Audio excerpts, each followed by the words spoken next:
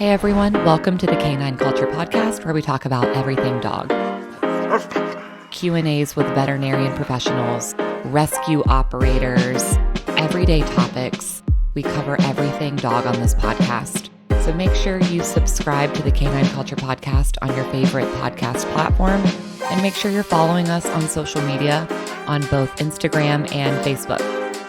Thanks again for listening. Now here's that next episode. Welcome everyone to episode 14 of the Canine Culture Podcast. This is your host, Brittany, and we have a special guest on today to talk about animal control and debunking the myths and learning more.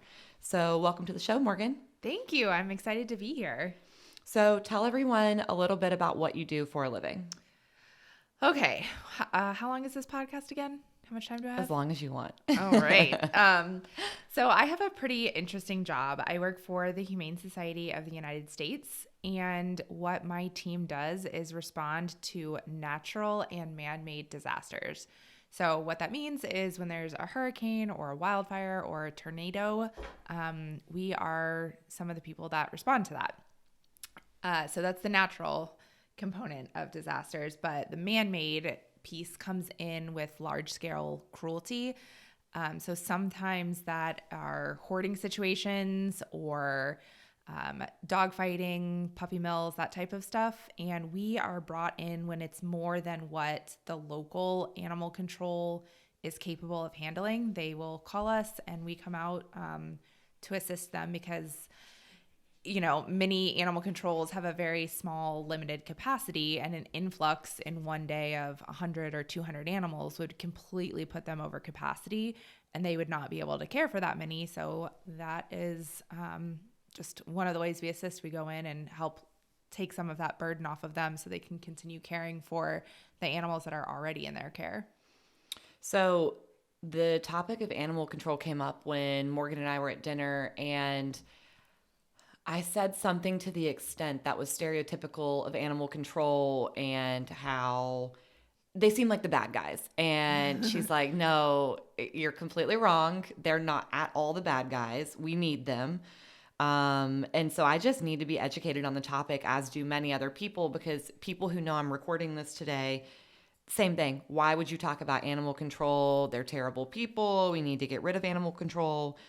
So you can probably answer this question. What exactly is animal control? Yeah. So I guess actually, can I give you just like a little background first to maybe help it make sense? Yeah. Okay. So we all know the media is really good at what they do, right? If you think back to when you were a little kid and you watched, I think it's Lady and the Tramp that has animal control officers in it. Yeah. And they were picking up dogs and sending them to the pound, and they were the bad guys and scary. That is the view that I think a lot of people still have of animal control officers.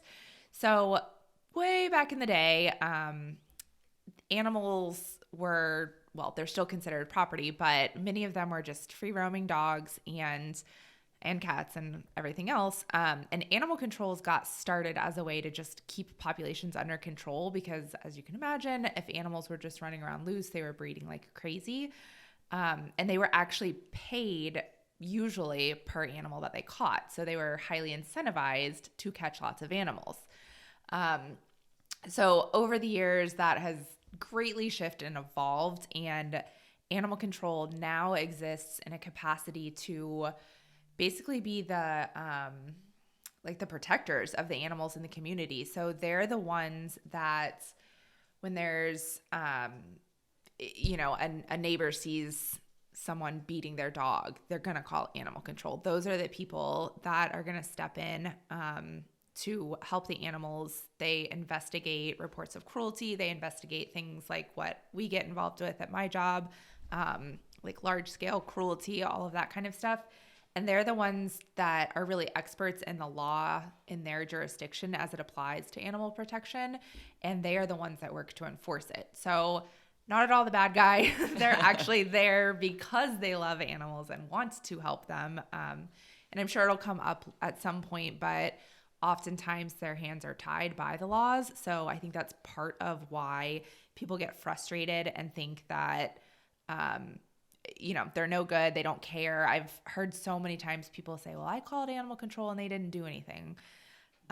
Which of course is frustrating if you are, an average citizen and you're witnessing something that you think is unkind or unfair to an animal. You want action taken, right? Mm-hmm. But they're bound by the laws the same way police officers are. So they can only act within whatever the legal system allows. You're the attorney here, so you can talk about that better than I can. But no legal advice on this podcast. But no, seriously, they their hands often are tied, and it's like, trust me when I say it's more frustrating for them to, in some situations, be powerless and not be able to remove an animal from a tough situation. So with respect to exactly what they do, so if I see my neighbor beating their dog regularly, or, it gets pretty hot here in the summer, so if they were to leave their dog on a chain with no water, is animal control, is that my very first call, you think? Yeah. And if it wasn't your first call, like if you were to call the local humane society or nonprofit, odds are that they're going to direct you to whatever animal control is in the city that you live in. Because nonprofit organizations typically, not always, they typically don't have any jurisdiction or authoritative power in the community.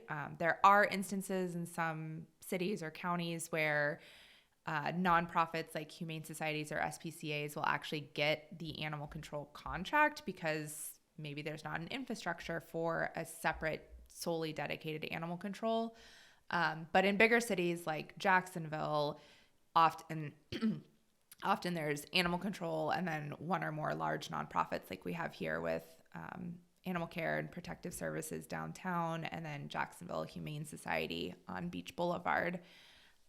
So yes, you would want to call them, report what you're seeing, and then they have to investigate. And again, they're kind of bound by whatever the laws are. So here in Jacksonville, we do have a tethering law, and I should probably have done my homework before I came on here. But I didn't even know we had a tethering law. Yeah, we have a tethering law, and I believe that, oh gosh, nobody quote me on this, but I believe that if a dog is to be tethered outside, they have to have access to fresh water. They have to have access to some sort of shelter. So in the summer, they need something that will provide them with shade. In the winter, they need something that can keep them warm.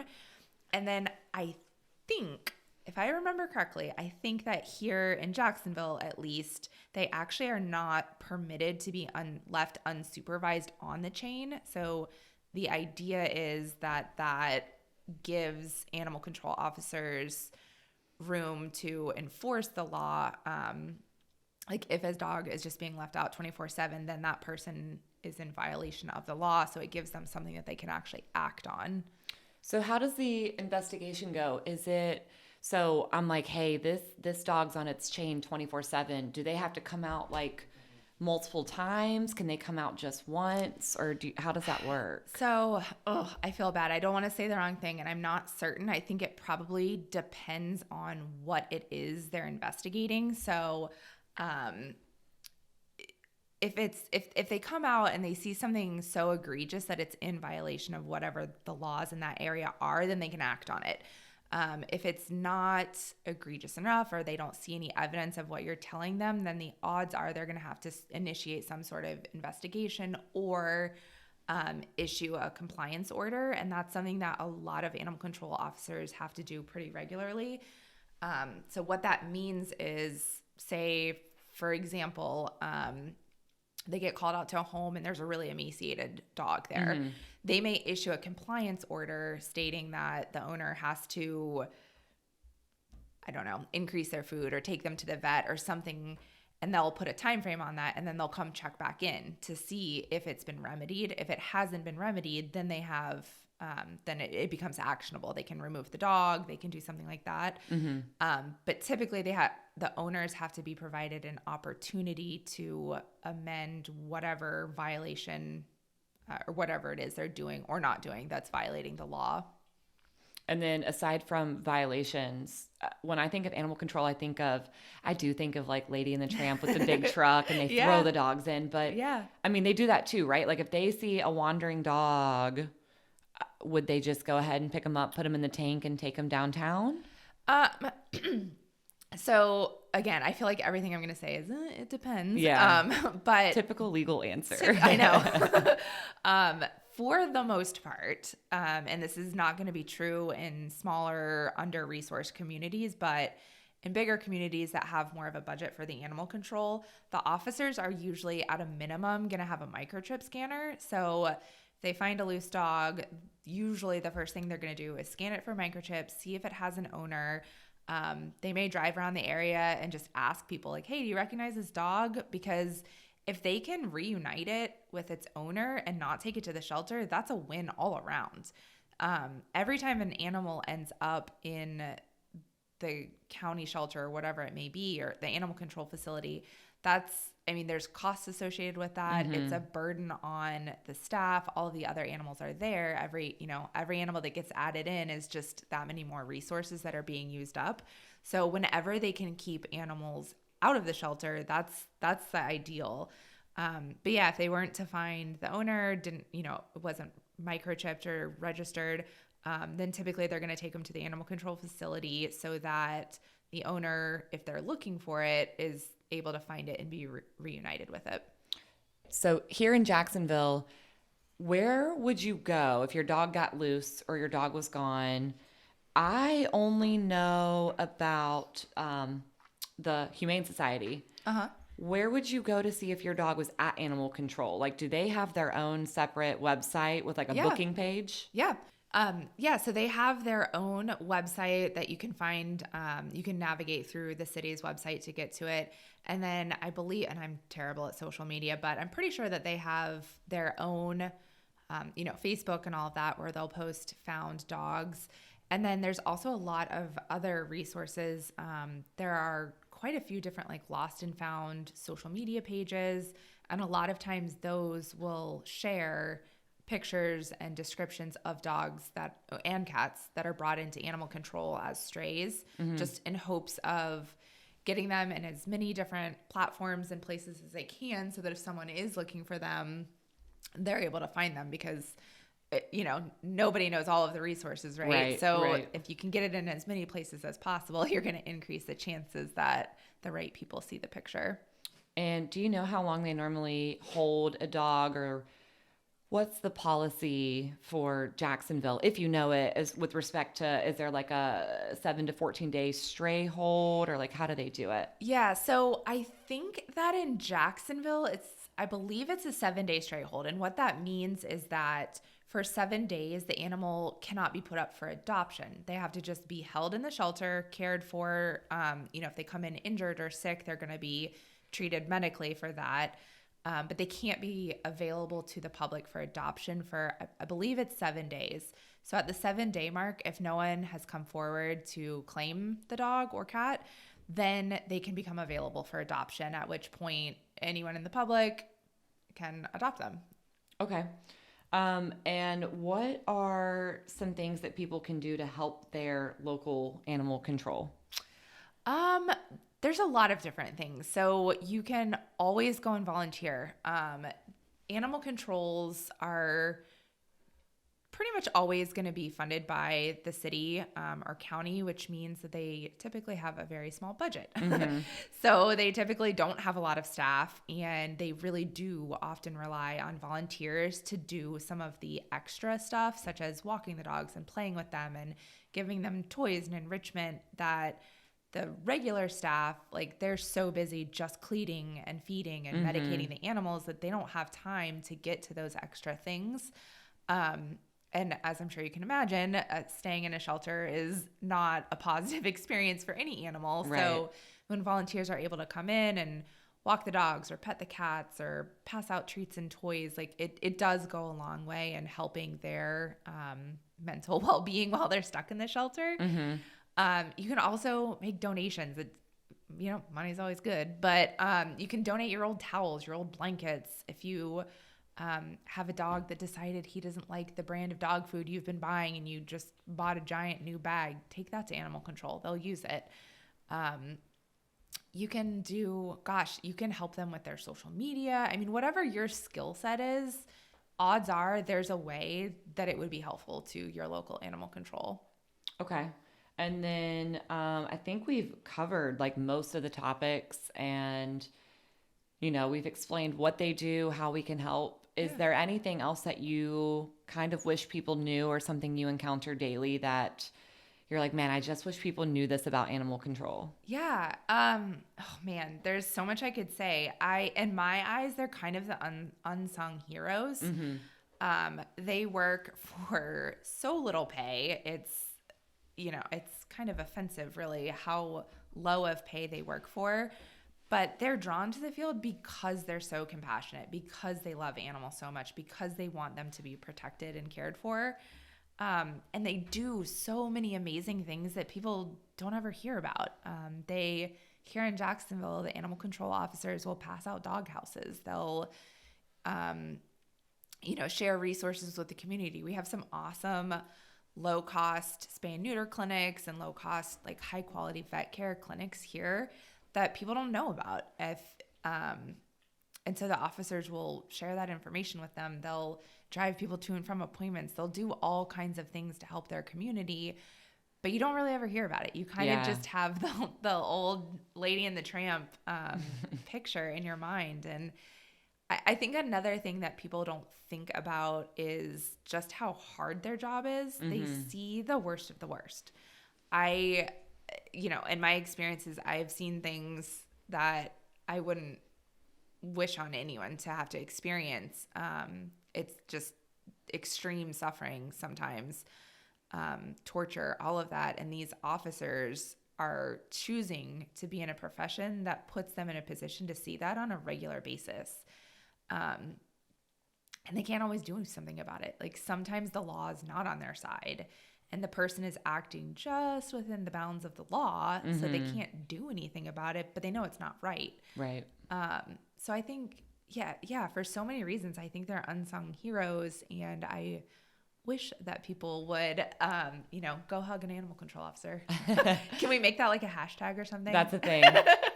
Hug an animal control officer. We might have to shorten it, maybe an abbreviation. If you guys want shirts, I'll make shirts. Yes.